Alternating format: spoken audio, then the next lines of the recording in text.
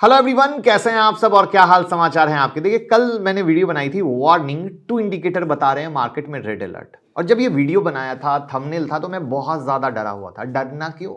क्योंकि कहीं ऐसा नहीं है कि थंबनेल को देखकर आप कुछ गलत समझ लें कि सर ये कह रहे हैं कि मार्केट में क्रैश होने वाला है। बट मैं दिल से शुक्रिया अदा करता हूं कि जो अब यूट्यूब पे नई सीरीज स्टार्ट की है वो आपको बहुत फायदा कर रही है और आपको ये क्लियर कॉन्सेप्ट समझ में आ रहा है कि नहीं भैया, मार्केट में कहा क्या जा रहा है उसको अच्छे से समझना है। और आप लोगों ने बहुत अच्छा कमेंट फीडबैक भी दिया कि सर एक रियल आई ओपनर था। और मैं आप सबसे रिक्वेस्ट और दरख्वास्त करूंगा कि जो इधर की सीरीज है अगर नहीं देखी हो तो ज़रूर देखिए। और उसी सीरीज में आज हम बात करने वाले हैं, ना पास्ट खरीदिए ना प्रेजेंट खरीदिए, खरीदना है तो फ्यूचर खरीदिए। अब आप कहेंगे फ्यूचर किसने देखा है? आज वही फ्यूचर हम आपको दिखाने वाले हैं। उसको भी देखने का फंडामेंटल का एक तरीका होता है। तो मैं मुकुल अग्रवाल आपका आप ही के यूट्यूब चैनल में स्वागत करता हूं। और आप लोग जो परेशान है कि स्टॉक के लेवल, तो इवेंट के कारण मैं टेलीग्राम में आजकल नहीं दे रहा था। अब इवेंट के बाद आपको पता है कि फ्री हुआ हूं तो अब वहां पर शुरू करने वाला हूं। लिंक डिस्क्रिप्शन में है, जुड़ जाइएगा। और स्पेशल अगर कुछ और भी एक्स्ट्रा ऑर्डिनरी चाहते हैं तो यूट्यूब का ज्वाइन मेंबरशिप बटन आप ज्वाइन कर सकते हैं। देखिए, वो कहते हैं ना, बीता हुआ कल इतिहास है और आने वाला कल एक रहस्य, और आज का दिन ईश्वर की देन है, इसलिए हम उसे वर्तमान कहते हैं। तो मतलब जो हो गया वो पास्ट बन गया, जो होने वाला है वो मिस्ट्री है, और जो हो रहा है वो प्रेजेंट। ठीक यही कॉन्सेप्ट काम करता है इन्वेस्टिंग की दुनिया में। कंपनी जब स्टार्ट हुआ था तब कैसा परफॉर्म कर रहा था, ये हुआ कंपनी का पास्ट परफॉर्मेंस। आने वाले टाइम में क्या होगा, फ्यूचर प्रिडिक्शन। और अभी क्या चल रहा है या क्या हो रहा है, प्रेजेंट परफॉर्मेंस। अब मैं आपसे पूछना चाहूंगा, आप बताएं क्या ज्यादा जरूरी है, पास्ट परफॉर्मेंस, प्रेजेंट परफॉर्मेंस या future performance? Everyone please reply कीजिए कमेंट बॉक्स में वीडियो को रोककर। मुझे समझना है, क्योंकि यही मेरी मेहनत है जो मुझे एज अ रिप्लाई के तौर पर पता चलेगी।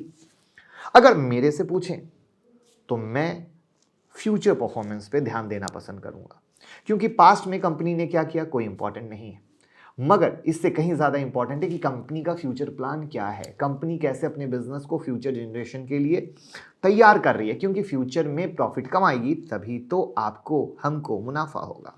तो ऐसे कई कंपनियां हैं जो पास्ट में काफी अच्छा परफॉर्म किए और आज उनका नाम नहीं है, वेल्थ डिस्ट्रॉयर। शायद आपके भी पैसे डूबे हों। तो कौन सी ऐसी कंपनी थी जो पहले दिग्गज थी बट अब डूब गई और आपको भी डुबा दी? नाम जरूर बताइएगा। मैं कितनी इंपॉर्टेंट बात पर वीडियो बना रहा हूं, और साथ में हम बात करने वाले हैं 3 स्टॉक। जी हां, सिर्फ बातें नहीं, उस चीज पर 3 स्टॉक देंगे। तो फ्यूचर परफॉर्मेंस को एनालिसिस करने के लिए पास्ट प्रेजेंट को यूज किया जा सकता है, मगर इंपॉर्टेंट तो फ्यूचर, राइट। तो कंपनी पास्ट में कितना प्रॉफिट कमाया, इन्वेस्टर को क्या रिटर्न दिया, ये उन इन्वेस्टर के लिए इंपॉर्टेंट नहीं है जो अब इन्वेस्ट करने वाले हैं। और इस कॉन्सेप्ट को एक लाइन में बताऊं तो ये समझने के लिए हमने कंपनी के फ्यूचर में पैसा लगाते हैं। तो उम्मीद है यहां तक पॉइंट क्लियर हो गया होगा कि फ्यूचर इंपॉर्टेंट है। और इसी कॉन्सेप्ट का इस्तेमाल करके एक ऐसे वैल्यूएशन मैट्रिक्स के बारे में बात करेंगे जो ये बताएगा कि कंपनी का फ्यूचर प्राइस एनालिसिस करने में हेल्प होगी। किसी शेयर का फ्यूचर प्राइस क्या हो सकता है, कितना रिटर्न मिल सकता है, कैसे कैलकुलेट कर सकते हैं, ये सब। और इसी के साथ भाई की तरफ से बोनस स्टॉक भी मिलेंगे। लेकिन वीडियो को लास्ट तक देखिएगा, जिससे आपको सीखने और समझने में मजा आएगा। देखिए, पी रेशियो के बारे में आप में से कई लोगों ने सुना ही होगा। ये एक वैल्यूएशन रेशियो है जो हमें बताता है कि किसी भी कंपनी से 1 रुपया कमाने के लिए मार्केट पार्टिसिपेंट कितना रुपया देने को तैयार है। तो एक लाइन में कहें तो अर्निंग से कितना गुना पैसा दिया जा रहा है कंपनी एक शेयर को बाय करने के लिए। इसे अर्निंग मल्टीपल्स भी कहते हैं। इसका फॉर्मूला होता है current market price divided by earning per share. P ratio काफी फेमस वैल्यूएशन रेशियो है। इसे 2 तरीके से ज्यादा इस्तेमाल किया जाता है, इंडस्ट्री के कंपैरिजन में और पीयर से कंपैरिजन में। तो जैसे अगर किसी कंपनी का पी रेशियो 10, उस इंडस्ट्री का पी रेशियो 20, मतलब इंडस्ट्री से 1 रुपए कमाने के लिए 20 रुपए दिया जा रहा है और उस कंपनी को बस 10 रुपया दिया जा रहा है, मतलब शेयर अंडर प्राइस्ड है, राइट। ऐसे ही अगर एक सेक्टर के 2 कंपनी को कंपेयर करना हो जिसका पी कम होगा तो वो इन्वेस्टमेंट करने लायक है, क्योंकि अगर सेम सेक्टर में है और सेम साइज की कंपनी है तो कम कीमत पर मिल रही है तो एक सही बाय होगा। सिंपल कॉन्सेप्ट है। तो उम्मीद है ये सब क्लियर होगा। नॉर्मल पी से हम लोग कंपनी का करंट वैल्यूएशन देखते हैं, मगर मैं फ्यूचर में ज़्यादा यकीन करता हूं, तो हमें फ्यूचर का वैल्यूएशन देखना चाहिए। करेक्ट है? तभी तो आपको जवाब मिलेगा कि किसी भी शेयर का फ्यूचर प्राइस क्या हो सकता है और कितना रिटर्न मिल सकता है।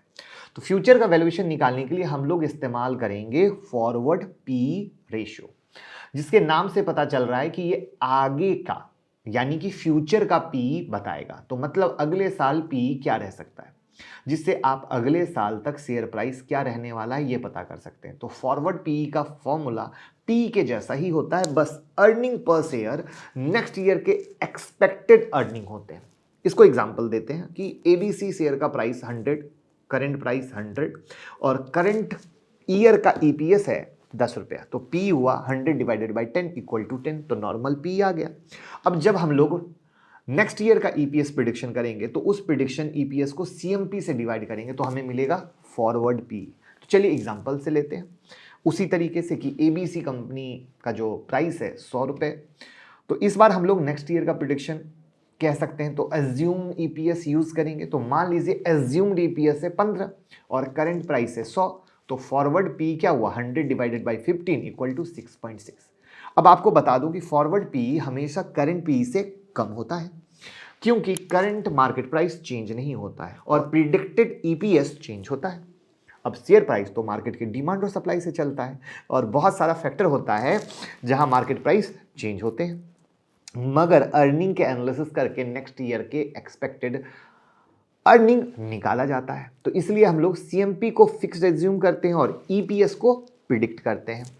अब ऐसे केस में फॉरवर्ड पी गिरता है तो इसका मतलब है कंपनी ग्रो कर रही है, और अगर फॉरवर्ड पी बढ़ता है तो इसका मतलब हुआ कि कंपनी का अर्निंग डिक्लाइन कर रहा है। बहुत सिंपल है यहां तक, तो वीडियो को लाइक कर दीजिएगा, बाद में आप लोग भूल जाते हैं। करंट मार्केट प्राइस फिक्स्ड है, नेक्स्ट ईयर का ईपीएस कैलकुलेटेड है। अब फॉरवर्ड पी अगर करंट पी से नीचे आता है तो हम लोग ग्रो कर सकते हैं, मतलब बाय किया जा सकता है। अगर फॉरवर्ड पी करंट पी से ऊपर आता है तो मतलब कंपनी का अर्निंग डिक्लाइन कर रहा है और यह सिग्नल है कि शायद कंपनी के शेयर प्राइस में डिक्लाइन आ सकता है। सिंपल। तो फॉरवर्ड पी से आप किसी भी कंपनी के annual share price performance analyse कर सकते हैं। तो उम्मीद है यहां तक क्लियर हो गया होगा। अब आ रहे हैं बोनस पे। कुछ ऐसे शेयर जिनका forward P ratio next year decline कर सकता है, यानी कंपनी का अर्निंग बढ़ सकता है। तो जैसा कि मैं हमेशा बोलता हूं, सिर्फ एक फैक्टर को देखकर इन्वेस्ट ना करें। तो चलिए, इसलिए मैंने इस लिस्ट में कुछ ऐसे स्टॉक ऐड किए हैं जिनका डेट टू इक्विटी 1 से कम है, आरओई आरओसी कम से कम 15% है, मार्केट कैप 10,000 करोड़ से ज़्यादा है और forward P V decline phase में है। और टॉप 3 कंपनी बहुत अच्छी वाली, तो पहला है आईटीसी, इंट्रोडक्शन की ज़रूरत नहीं है, करंट पी है 24.8 और फॉरवर्ड पी है 22.2। दूसरी कंपनी है Kotak Mahindra bank, top 5 private bank में से, करंट पी है 27.3, फॉरवर्ड पी है 23.8। और तीसरी कंपनी है डॉक्टर रेड्डी, इंडिया की लीडिंग फार्मा कंपनी, 400 से ज़्यादा हाई क्वालिटी जेनरिक मेडिसिन बनाती है, करंट पी है 24.2, फॉरवर्ड पी है 19.5। तीनों अलग सेक्टर की कंपनी, लीडिंग पोजीशन, इससे अच्छा क्या हो सकता है? अच्छी कंपनी, अच्छी कीमत, अच्छा रिटर्न, अच्छी लर्निंग। अब आपके पास कौन सा है और कैसी ये लग रही है लर्निंग? फीडबैक दीजिए जिससे हमें समझ में आए और आपको भी सीखने को मिल रहा है तो हमें बहुत मोटिवेशन मिलेगा। तो ऐसे और भी वीडियो लाएंगे और वीडियो को शेयर जरूर कीजिए, क्योंकि सीखेगा इंडिया तभी तो कमाएगा इंडिया। जय हिंद, जय भारत।